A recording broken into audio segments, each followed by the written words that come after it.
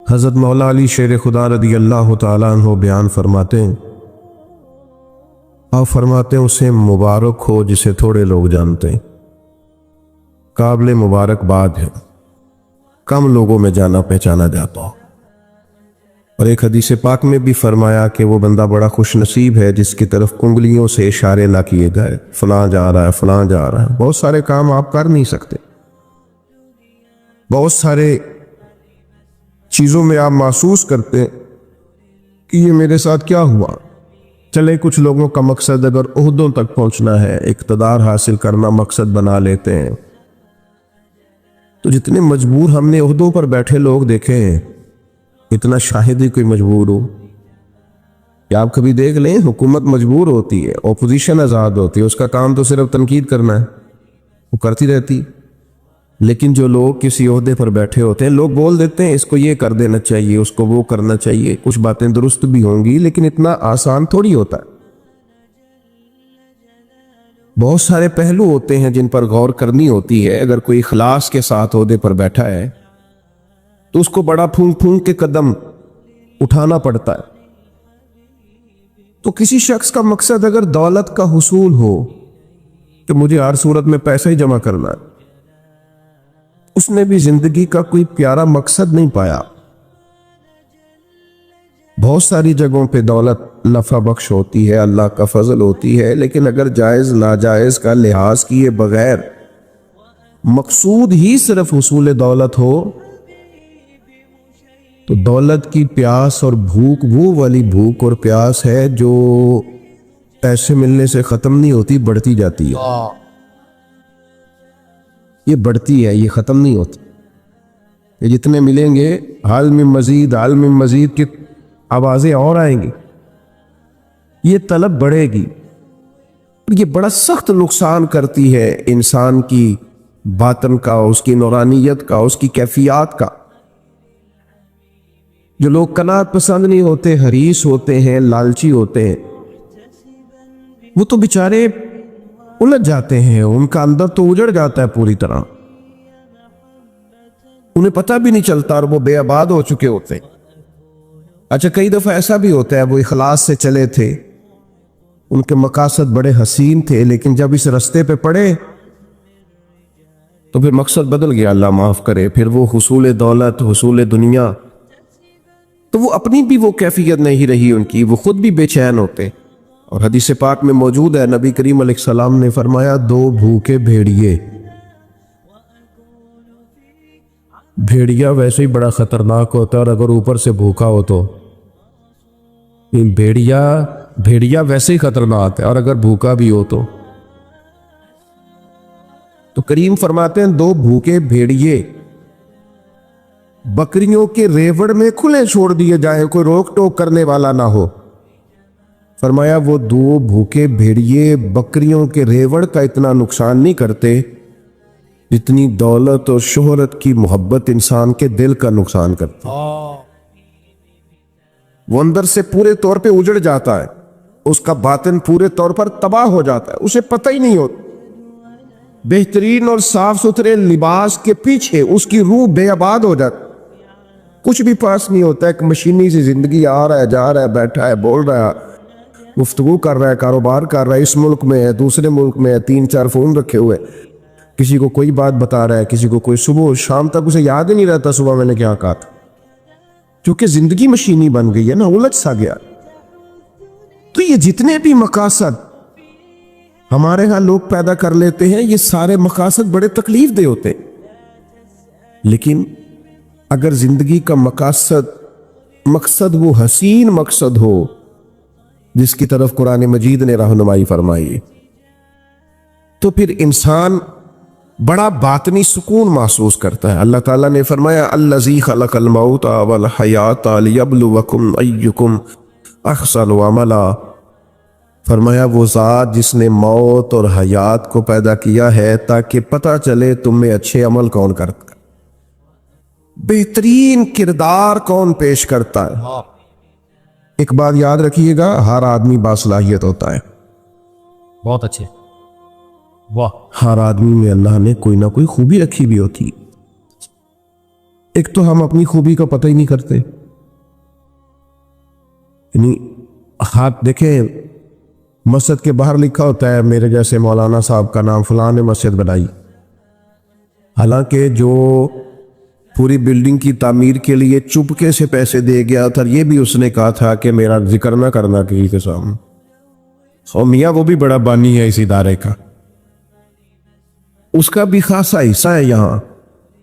تو اگر کسی شخص کو یہ صلاحیت ملی ہے کہ وہ خرچ کر سکتا ہے، اور کسی کو یہ صلاحیت ملی ہے کہ وہ آپ کو بہترین رائے دے سکتا ہے، اچھا مشورہ دیتا ہے، اس کے پاس یہ صلاحیت ہے کہ وہ باریک بینی سے سوچ سکتا ہے کسی شعبے میں، اور آپ کے ساتھ وہ اس طرح کی معاملت کرتا ہے، تو یہ بہت بڑی صلاحیت ہے۔ لوگوں میں صلاحیت ہوتی ہے، لیکن ہم کیا کرتے ہیں، پہلے تو صلاحیت کو تلاش ہی نہیں کرتے، ساری زندگی کہتے رہتے ہیں اسی تو ماڑے بندے ہیں، کاری کچھ نہیں سکتا، میں تو غریب آدمی ہوں، کاری کچھ نہیں سکتا۔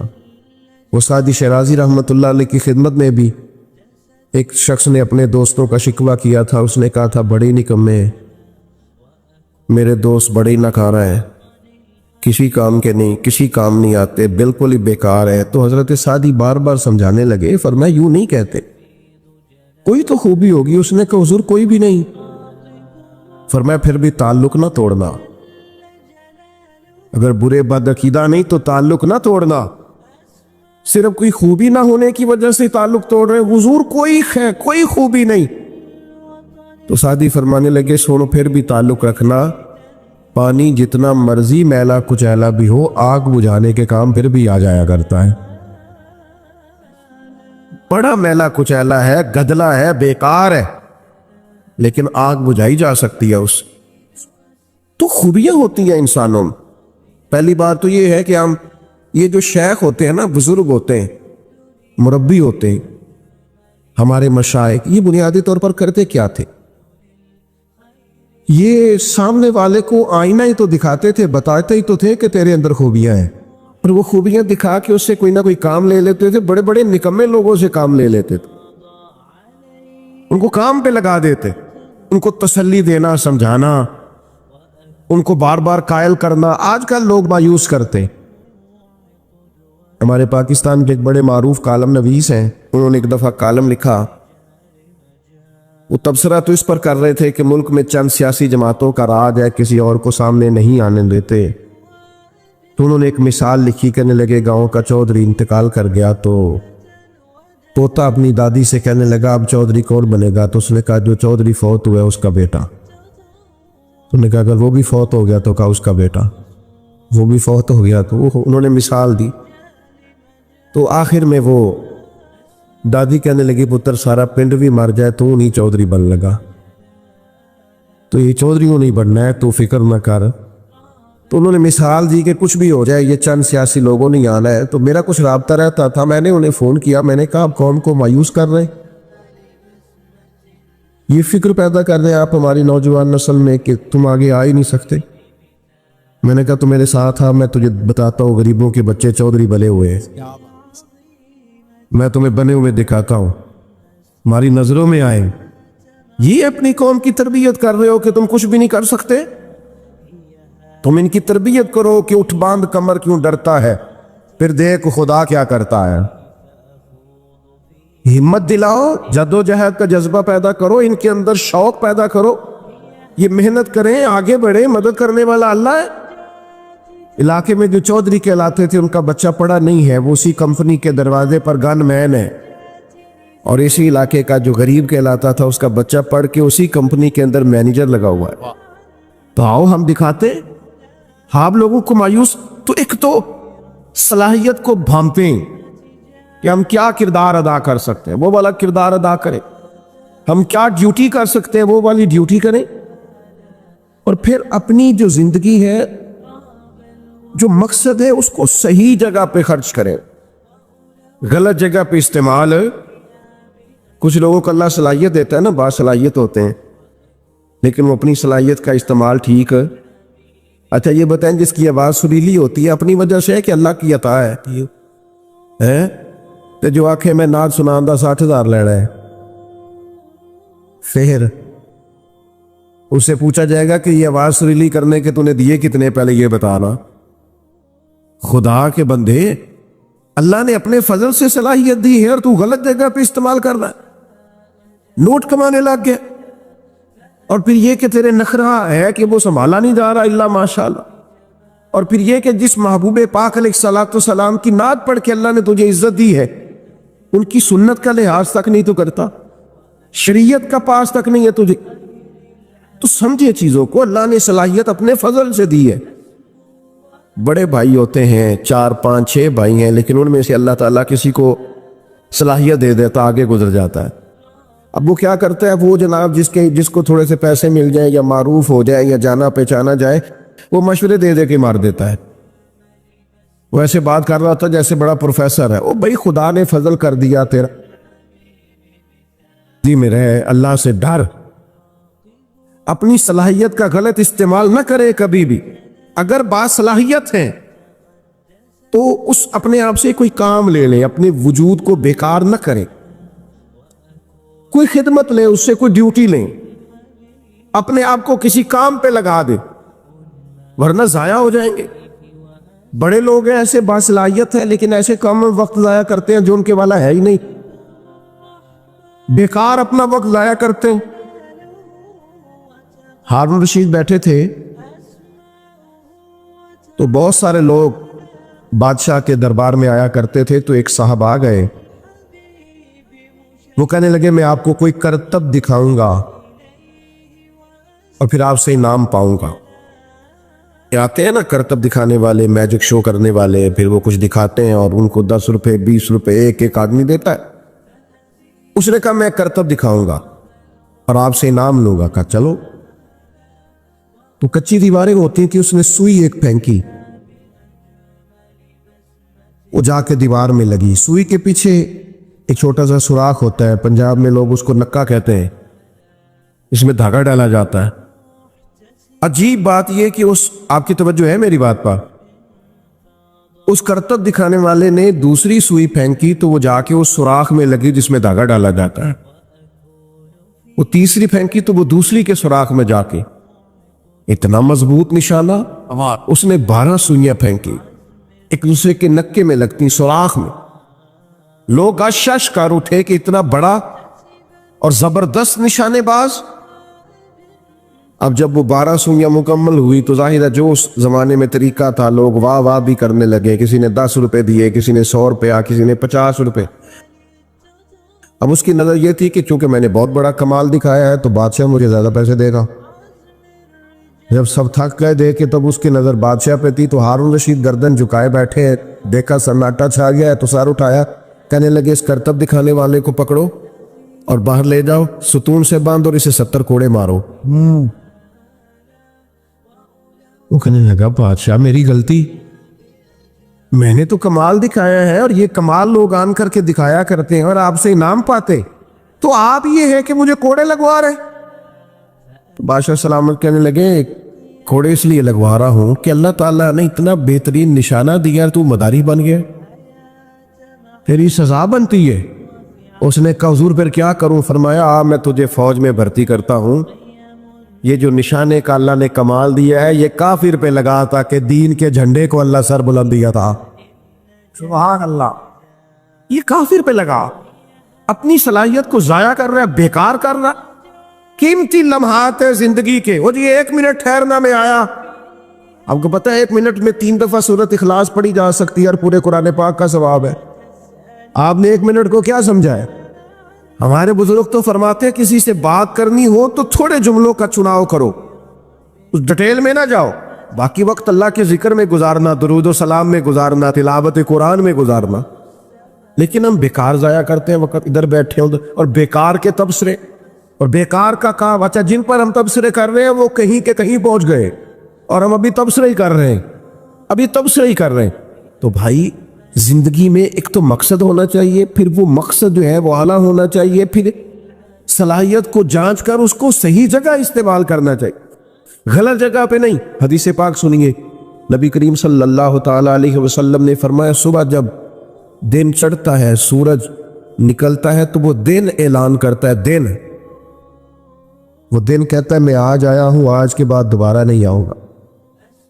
کوئی کام کرنا ہے تو آج کر لو، میں آج کے بعد دوبارہ، آج جس کا جو کام رہ گیا وہ رہ گیا. تو ڈیوٹی کریں، محنت کریں، جد و جہد کریں، کوشش کریں، کام کریں، اور اعمال حسنہ سے اپنی زندگی کو مزین کریں. کبھی بھی کپڑوں سے انسان نہیں سجتا، واہ. وہ اعلیٰ اخلاق سے سجا کرتا ہے، زبان کی مٹھاس سے نکھر جاتا ہے. وہ خیر خواہ طبیعت کا ہو، اس کے مزاج میں بھلائی ہو تو اس سے برکات کا نزول ہوتا ہے. اس کی طبیعت کے اندر شائستگی ہو تو اس کے ارد گرد والے سکون میں رہا کرتے ہیں. ہم مزین نہیں کر پاتے اپنے آپ کو، ساری زندگی طے کرنے میں گزر جاتی ہے کہ بھلا میں نے کرنا کیا ہے. مقاصد کا تعین ہو، اور پھر بڑی جلدی متاثر نہ ہو جایا کریں کہ فلاں کی بات سنی تھی تو وہ یہ کہہ رہا تھا، اور میرے بھائی اس کے بعد بھی کوئی بات کرے گا پھر اس کی بھی آپ سنیں گے. واہ. یہاں تو جدید سے روز ترقی نہیں ہو رہی، ترقی ہو رہی کہ نہیں ہو رہی، روز نئی سے نئی ایجادات آ رہی ہیں، تو آپ کس کس سے متاثر ہوں گے؟ آپ کا کوئی نظریہ ہونا چاہیے، کوئی فکر ہونی چاہیے، کوئی سوچ ہونی چاہیے. مضبوطی افکار کے ساتھ آگے بڑھیں گے تو زندگی خوبصورت لگے. باقی یہ بے چینیاں جو ہمارے معاشرے میں آج پیدا ہو گئی ہیں، کسی بھی طریقے سے مشہور ہونے، اچھے بڑے سنجیدہ لوگ ایسی ایسی حرکات کرتے ہیں کہ شرم آتی کہ بھئی اس شہرت کی کیا ضرورت تھی جو نظریہ آپ نے اختیار کیا. اور بعض خیر کے کام بھی ہم اس طرح کرتے ہیں کہ وہ خیر کے نہیں رہتے، بعض دینی کام بھی اس طرح کرتے ہیں کہ وہ دنیا بن جاتے. تو یاد رکھیں گے، مقاصد اعلیٰ ہوں اور صلاحیت کو جانچ کر کے استعمال کیا جائے اور صحیح جگہ پر استعمال کیا جائے، اور پھر یہ کہ حسن نیت اتنے کمال درجے کا ہو. آپ یقین کریں، جو لوگ تسنم والے ہوتے ہیں نا، ریاکاری والے ہوتے ہیں، سب سے زیادہ دنیا میں بے چین ہوتے ہیں. یہ آپ تجربہ کریں. اس آدمی کو سے پڑھنا دکھانے کا، بتانے کا، ویوز کا، لائکس کا، شیئر بن انہیں چاہے ویسے اسی میں سایہ ہے. ضروری تو نہیں ہے کہ ہر وقت پذیرائی ہی ہو، یہ ضروری تو نہیں ہے کہ ہر وقت واہ واہی ہو. کبھی بھی ایسا بھی ہونا چاہیے کہ انسان خاموش ہو جائے، چھپ جائے، کسی کونے میں بیٹھ کر درود و سلام پڑھے، کسی جگہ پیچھے رہ کر کچھ خدمات سر انجام دے، کہیں پیچھے سے بیک سے بھی کچھ لوگوں کے ساتھ وہ تعاون کرے. کچھ پشت پناہی کا بھی اس کا مزاج ہونا چاہیے. اپنی زندگی میں ہر چیز دکھانے کی دور ایسا عجیب آیا ہے کہ جب تک آپ ہر چیز دکھاتے نہیں. میں ختم شریف کی محفل میں حاضر تھا، وہ کل شریف دوسرے یا تیسرے دن ہوتے ہیں ہمارے ہاں. انہوں نے مجھے لسٹ جو دی سال ثواب کی، تو 50,000 قرآن پاک، کتنے کروڑ درود و سلام. تو چلے پڑھا ہوگا، میں اچھا گمان رکھتا ہوں، لیکن میں نے کہا کہ یا اللہ جو پڑھا پڑھایا ہے یہ صحیح پڑھا ہے، اس کا ثواب ان کو فلاح کو پہنچا دے. تو وہ دعا کے بعد بڑی محبت سے مجھ سے کہنے لگے حضرت گزارش کرنی تھی. میں نے کہا بتائیے. کہنے لگے وہ آپ نے بتایا نہیں جو لکھا تھا پرچی. میں نے ان سے پوچھا کس کو بتانا تھا؟ سبحان بتائیے، یہ جو لکھا ہوتا ہے کہ اتنا 1000 پڑھا تو اتنے لاکھ پڑھا، تو یہ بہت اچھا. کس کو بتانا ہے؟ واہ. تو کہنے لگے جی وہ. میں نے کہا اگر تو ثواب اللہ نے دینا ہے، اللہ تعالیٰ ہمیں معاف کرے، اگر آپ کا یہ نظریہ سچا ہے تو پھر تو بتانے کی ضرورت اللہ کو تو پتہ ہے. تو اگر یہ بھی آپ نے لوگوں کو بتانا ہے نا، ختم بھی، سال ثواب بھی، تو پھر ٹھیک ہے. پھر میرے بھائی آپ کو پھر یہ بھی دنیا کی نظر ہو گیا کام، یعنی خالص خیر کا کام تھا. ہارون رشید آ رہا تھا حج کر کے، تو حضرت بہلول دانا رحمۃ اللہ علیہ ایک چھوٹے سے پہاڑ پر ٹیلے پر بیٹھے تھے. تو ہارون رشید آ رہا تھا، اونٹنی پہ بیٹھا تھا، تو دائیں بائیں لوگ تھے نعرے لگا رہے تھے. تو ظاہر ہے کہ یہ جو نعرے شارے ہوتے ہیں یہ تسکین نفس کا باعث بھی بنتے ہیں. کئی دفعہ اللہ محفوظ فرمائے. یہ پروٹوکول کسی وقت بندہ محسوس کرتا ہے کہ دیکھا میری کتنی شان ہے، یہ بڑا نقصان کرتا ہے. روحانی طور پر بڑے مضر ہوتے ہیں ان کے اثرات. تو بادشاہ جو تھا نا وہ ہلکا ہلکا مسکرا رہا تھا، دائیں بائیں نعرے لگ رہے تھے نا حج کر کے آیا ہے. تو اچانک بادشاہ کی نظر پڑی تو حضرت بہلول دانا پہاڑ کے ٹیلے پہ بیٹھے مسکرا رہے. اور بعض مسکراہٹیں بڑی معنی خیز ہوتی ہیں، یعنی وہ نیرا لوگ مسکراتے نہیں، اس میں بڑے بڑے مفاہیم پوشیدہ ہوتے ہیں، اس سے بڑا کچھ چھلکتا ہے. تو ہارون رشید کی نظر پڑی تو حیران ہو گیا، سارا کچھ چھوڑ چھاڑ کے تو حضرت بہلول دانا کی خدمت میں گیا.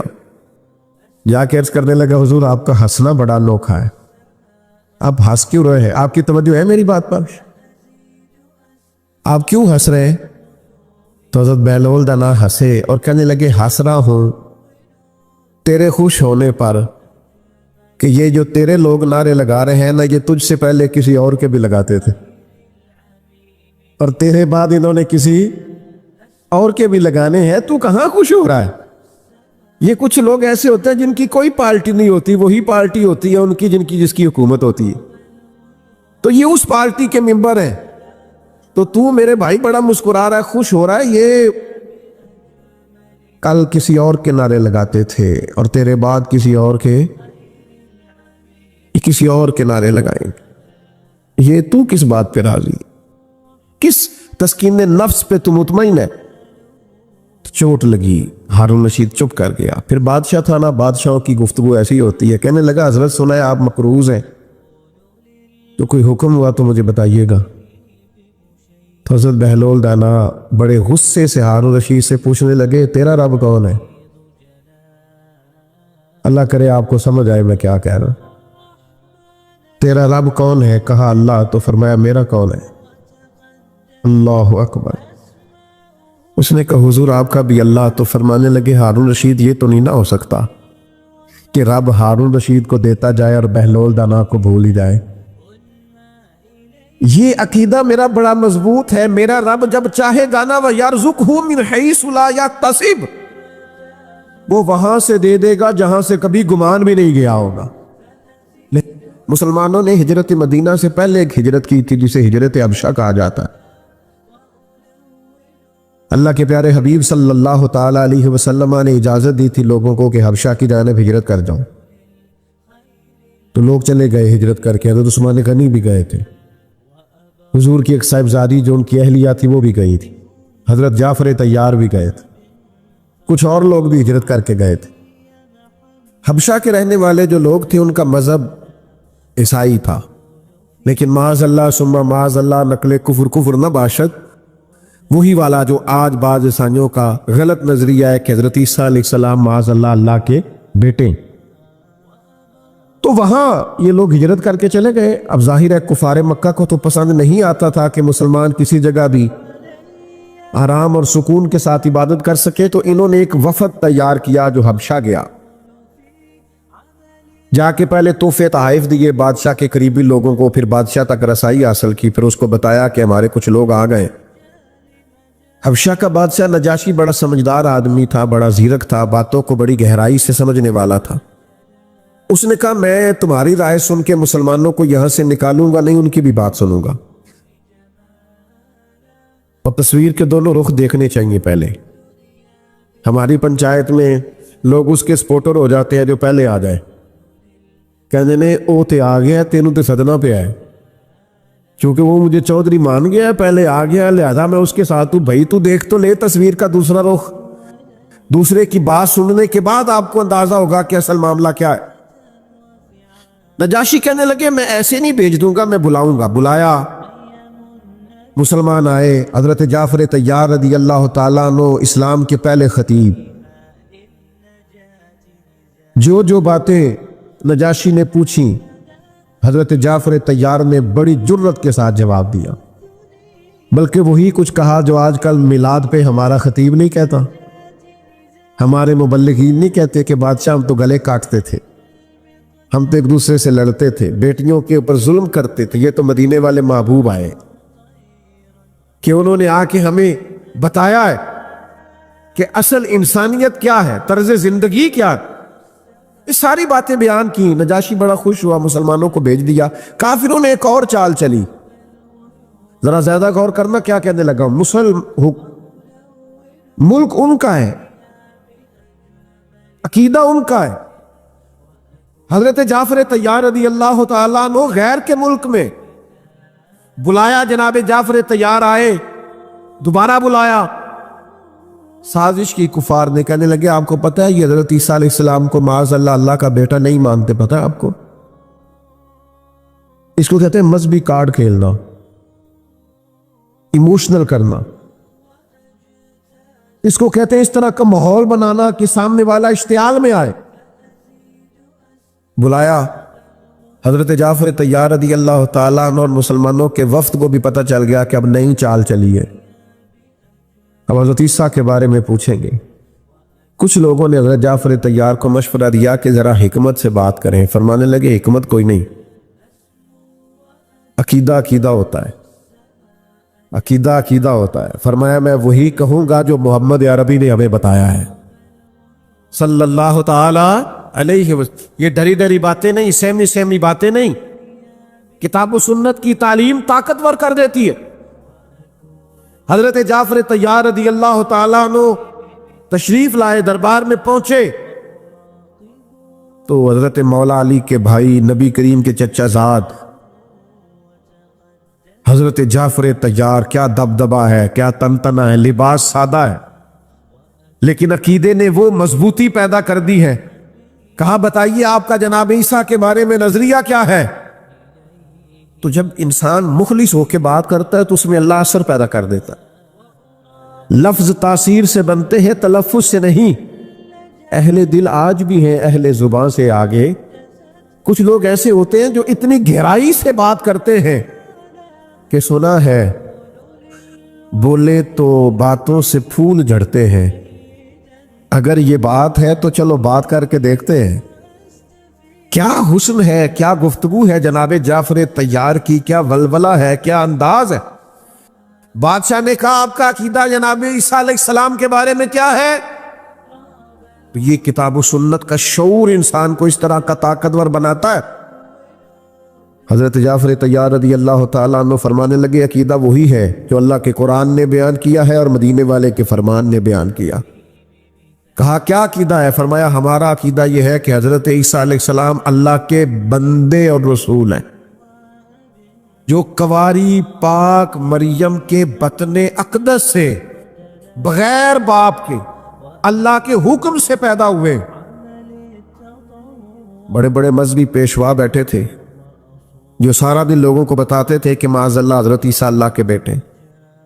ایک عجیب سی خاموشی چھا گئی، ایک عجیب سا ماحول بن گیا کہ جو ملک پورے کا عقیدہ یہ تھا، اس میں ایک شخص کی آواز حق گونجی اور یہ رویہ۔ اب بولتا کوئی کیسے، سب کا خیال تھا کہ بادشاہ سلامت اس پر تبصرہ کرے، تو بادشاہ نے زمین سے ایک تنکا اٹھایا اور کہنے لگا میں نے بھی تورات پڑھی ہے، میں نے بھی انجیل کا مطالعہ کیا، میں بھی آسمانی کتب کا جاننے والا ہوں، میں نے بھی صحائف دیکھے ہیں۔ کہنے لگا جو حضرت جعفر طیار نے جناب عیسیٰ کے بارے میں کہا ہے، نہ وہ اس سے ایک تنکا زیادہ ہے نہ ایک تنکا کم ہے۔ یہ حق کی فتح ہمارے ہاں نا آج مصلحت کے نام پر، حکمت کے نام پر، دانائی کے نام پر ہم نے ہر چیز کو ختم کر دیا۔ ہمارے اندر وہ طاقت ہی نہیں، وہ شعوری پختگی نہیں، وہ مزاج کے اندر ولولہ ہی نہیں، وہ خاص قسم کا جذبہ ہی نہیں، وہ وارفتگی نہیں۔ ہم سمجھتے ہی نہیں چیزوں کو۔ میرے عزیز چھوڑ دیں لوگوں سے ڈرنا، طاقتور ہو، ذہنی طور پر مضبوط ہو۔ یہ مضبوطی کہاں سے آئے گی؟ عبادت مضبوط کرے گی، مصلی مضبوط کرے گا، اللہ کا ذکر مضبوط کرے گا، درود و سلام مضبوط کرے گا، قرآن مجید پڑھو گے مضبوط ہو جاؤ گے، نبی پاک پر درود پڑھتے جاؤ گے تو چاروں جانب اللہ کی رحمتیں برستی جائیں گی، طاقتور ہو جاؤ گے، مضبوط ہو جاؤ گے، فکری توانائی آئے گی۔ میں آپ کو ذمہ داری سے بتاتا ہوں، اگر ہمارے بچے قرآن پڑھنے لگے تو انہیں والدین کا ادب آ جائے، انہیں ادب آئے گا، انہیں پتہ چلے گا کہ رب نے قرآن مجید میں کہا ہے مجھ سے دعا مانگا کرو، رب ارحمہما کما ربیانی صغیرا۔ انہیں سمجھ آئے گی کہ اللہ نے قرآن مجید میں فرمایا ہے وبالوالدین احسانا۔ انہیں سمجھ آئے گی کہ ایک شخص جہاد پہ جا رہا تھا، جہاد پہ، اور اس نے آن کر کے عرض کی یا رسول اللہ صلی اللہ علیہ وسلم میں جہاد پہ جانا چاہتا ہوں۔ فرمایا تیرے ماں باپ بوڑھے نہیں گھر میں؟ حضور وہ بوڑھے ہیں۔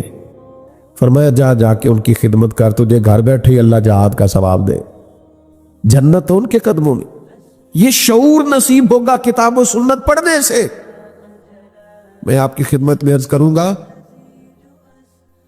میاں بیوی کے جو حقوق کتاب و سنت نے بیان کیے، ہن لباس لکم وانتم لباس لہن، مرد عورت کا لباس ہے اور عورت مرد کا لباس. بڑی کتاب. اب تو سیشن ہونے لگے ہیں، پہلے تو کتابیں لکھی جاتی تھیں نا. اب تو بعض ممالک کے اندر چونکہ بچے زیادہ تر رہتے ہیں موبائل کے ساتھ وابستہ اور اکیلے کمرے میں، تو تنہائی کا شکار ہے. تو کہتے ہیں شادی سے پہلے انہیں کچھ مہینے کا سیشن ہر روز لینا پڑے گا، کچھ انہیں تھوڑی سی ذہنی طور پر تیار کرنا پڑے گا کہ کسی اور کو بھی برداشت کریں. بہت ساری شادیاں کامیاب نہیں ہوتی. میں کہا کرتا ہوں 20 کتابیں لکھ لو، لیکن قرآن مجید نے جو شعور دیا ہے نا کہ مرد عورت کا لباس ہے، عورت 3 باتیں مفسرین نے لکھی ہیں اس لباس پر. 3 باتیں. ایک تو فرماتے ہیں کہ گرمی سردی سے لباس بچاتا ہے، اور دوسرا فرماتے ہیں جتنے بھی عیب ہو نا جسم پر لباس کی وجہ سے چھپ جاتے ہیں. اور تیسری بات یہ کہ بندہ جتنا مرضی بھی خوبصورت ہو، کپڑے نہ پہنے ہو تو وہ حسین لگتا. لباس انسان کو سجا دیتا ہے. یہ میاں بیوی کا وہ رشتہ ہے جسے اللہ نے اپنی نشانیوں میں سے نشانی کہا. یہ شعور کتاب و سنت کے بعد آئے، یہ اخلاقی اقدار کتاب و سنت کے بعد لوگوں کی سمجھ میں آئیں. نبی پاک علیہ الصلوۃ والسلام نے ہمیں مل جل کے رہنے کا کہا ہے. مل جل کے، یعنی اس درجے کی روایت آپ کو دوسری نہیں ملے گی کتب احادیث میں. اس درجے کی روایت دوسری نہیں. یعنی اللہ قیامت میں فرمائے گا میں بیمار تھا تو میری تیمارداری کرنے نہیں آیا، مجھے لباس کی ضرورت تھی تو کپڑے لے کے نہیں آیا، میں نے کھانا کھانا تھا، میں نے پانی پینا تھا، او کما کال جو اس کی شان کے لائق ہے. بندہ عرض کرے گا مالک تو پہننے سے پاک، کھانے سے پاک، پینے سے پاک. تو آپ فرمائے گا وہ جو تیرے پڑوس میں بندہ بھوکا تھا تو بندہ تو میرا ہی تھا نا، وہ جو تیرے پڑوس میں ایک شخص پیاسا تھا تو بندہ تو میرا ہی تھا. میرے عزیز یاد رکھیے گا یہ سارا شعور آپ کو کتاب و سنت سے ملے گا. حضور نے فرمایا میں اسے مومن ہی نہیں مانتا جو پیٹ بھر کے کھائے اور اس کا پڑوسی بھوکا سویا رہے. نبی پاک علیہ السلام نے حقوق کا تعین. آپ دیکھیے نا ایک بڑی خاص بات میں بڑا سوچتا ہوں اس پر. کچھ لوگ نا حضور کی بارگاہ میں آئے، یہ مشکاہ شریف میں موجود ہے، اور انہوں نے عرض کی یا رسول اللہ صلی اللہ علیہ وسلم یہ ہمارا بھائی آپ کے پاس بیٹھا رہتا ہے اور ہم کام کاج کرتے ہیں. تو اللہ کے حبیب علیہ السلام نے فرمایا تمہیں جو رزق دیا جاتا ہے اس کی برکت سے دیا جاتا ہے. کچھ غریب بہن بھائیوں کی برکت سے بھی انسان کو رزق ملتا ہے، لیکن لوگ سمجھتے ہیں میں بڑا سمارٹ ہوں، میں نے تیاری بڑی کی ہے، میں نے پڑھا بڑا ہے، میں نے کمایا بڑا ہے، میں محنت بڑی کرتا ہوں.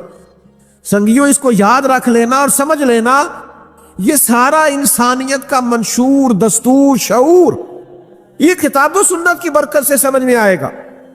لیکن شرط یہ ہے کہ اقرا، پہلے پڑھو، کتاب و سنت کو پڑھو، اس کا مطالعہ کرو، اس کی گہرائی میں اترو، تھوڑا سا وقت دو. آپ کتاب و سنت پڑھیں گے آپ کو شعور آئے گا.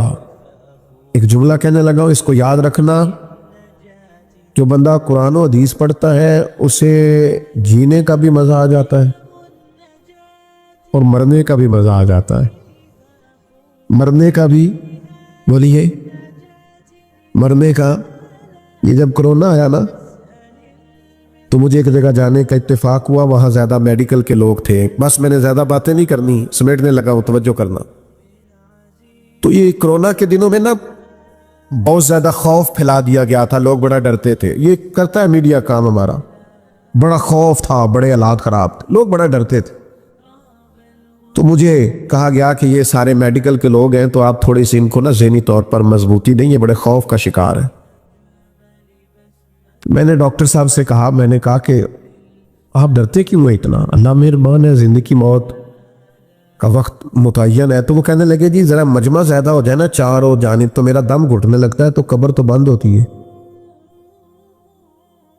تو مجھے قبر سے بڑا خوف آتا ہے. تو میں نے کہا خوف آنے سے کیا آپ قبر سے بچ جائیں گے؟ جانا تو پڑے گا. کہنے لگے جی بڑا ڈر بڑا آتا ہے، میں کانپتا ہوں تصور کر کے. تو میں نے کہا جو رب ماں کے پیٹ میں سانسیں چلتی رکھتا ہے وہ قبر میں بھی چلتی رکھے گا اگر چاہے گا. تو آپ نے تو سبحان اللہ کہا نا، آپ تو عقیدت مند لوگ ہیں. تو وہ ڈاکٹر تھا، وہ نہیں مانا. کہنے لگا وہ تو اماں سانس لیتی ہے تو بچے کو بھی آکسیجن ملتی ہے. نہیں مانا.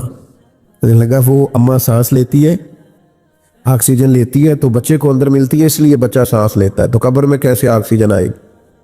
تو بعض اوقات اللہ تعالیٰ بندے کے ذہن میں بات ڈالتا ہے. تو میں نے پھر فوراً ان سے کہا, اللہ نے میرے ذہن میں بات ڈالی, میں نے ان سے کہا کہ وہ جو انڈے سے بچہ نکلتا ہے, اللہ کرے آپ کو سمجھ آئے, وہ زندہ نکلتا ہے کہ ایسے ہی ہوتا ہے؟ وہ نہ صرف زندہ ہوتا ہے, سانس لیتا ہے, بلکہ سونا بھی بڑا ہوتا ہے. تو میں نے کہا وہ دیکھو نا وہ کہاں سے سارا معاملہ ہوا؟ تو مجھے کہنے لگا جی یہ تو بات آپ کی ٹھیک ہے. تو میں نے کہا رب نے چاہا نا تو وہاں زندگی دی. اب میں نے کہا سنو میرا دین کیا کہتا ہے, اب سنو دین کیا کہتا ہے. یہ جو مومن کی قبر ہے نا یہ کھڈا نہیں, یہ مومن کی قبر ہے, یہ گڑھا نہیں, بلکہ حضور نے فرمایا مومن کی قبر باغ ہے. مومن کی قبر اور معمولی باغ نہیں, جنت کے باغوں میں سے باغ ہے. اللہ کرے آپ کو سمجھ آئے. باغ اتنا سونا, اتنا پیارا, اتنا حسین باغ ہے قبر کہ جس میں آنکھ کھلے گی تو پہلی زیارت ہی مدینے والے محبوب کی نصیب ہو. پسے مردن فرشتوں نے جو تلاشی لی تو کیا نکلا؟ میں قبر میں گیا تو مرنے کے بعد فرشتے نا میرا کفن ٹٹولنے لگے, بھلا کیا لے کے آیا؟ پسے مردن فرشتوں نے جو تلاشی لی تو کیا نکلا؟ فقط ایک دل کے گوشے سے خیال مصطفیٰ نکلا. میرے عزیز, مومن کی قبر جنت کا باغ ہے. یاد رکھنا, آپ کتاب و سنت کو پڑھیں, جینے میں بھی مزہ آئے گا اور مرنے میں بھی مزہ آئے گا. یعنی قبر میں جانا ہے تو وہ کوئی اور ہے جو فنا ہو جائیں گے مر کے. موت کو سمجھے ہیں غافل اختتام زندگی, یہ ہے شام زندگی, پھر صبح دوام زندگی. عرش فرشتے بانگا ملیاں, عرش فرشتے بانگا ملیاں, مکے پہ گئے شور, بلے شاہ سی نہیں مرنا, یہ تے مر گیا ہی کوئی ہور. نالے وارث شاہ وہ کدوں مردے جنہ کیتیاں نیک کمائیاں نے, یہ گور پہ آئی کوئی ہور. تو آپ کو مرنے کا بھی مزہ آئے گا. شرط یہ ہے کہ زندگی اس منشور کے مطابق گزارو جو کتاب و سنت نے دیا ہے. دعا کرتا ہوں اللہ تعالی ہمارے بھائی کی کامل مغفرت فرمائے. وما علینا الا البلاغ المبین. اللہم صلی علی سیدنا و مولانا محمد معدن الجود والکرم وعلیہ وبارک وسلم. اللہ ہماری حاضری کو قبول فرما, ہمارے گناہوں کو معاف فرما, ہماری غلطیوں سے درگزر فرما, علم نافع عمل صالح کی توفیق عطا فرما, سجدوں کا ذوق, عبادتوں کا شوق اور تلاوتوں کی لذت عطا فرما. اللہ تعالیٰ اس بزم حسن کو قبول فرما. ہمارے بھائی کے والد گرامی کی کامل بخشش و مغفرت فرما, اپنے جوار رحمت میں جگہ عطا فرما. اللہ تعالیٰ جب تو ان کے حق میں فیصلہ فرمائے تو رحمت والا فرما, فضل والا فرما, درگزر والا فرما. کریم اللہ عقائد اہل سنت کی پابندی نصیب فرمانا. دنیا ہو یا آخرت ہو ہماری پردہ پوشی فرمانا. ہمارے حال پہ رحمت کی نظر فرمانا. اس دور کے فتنوں سے محفوظ فرمانا. اللہ کریم, دنیا ہو یا آخرت ہو تو جب بھی ہمارے لیے فیصلہ فرما, رحمت والا فرما, درگزر والا فرما, امت کی خیر فرما.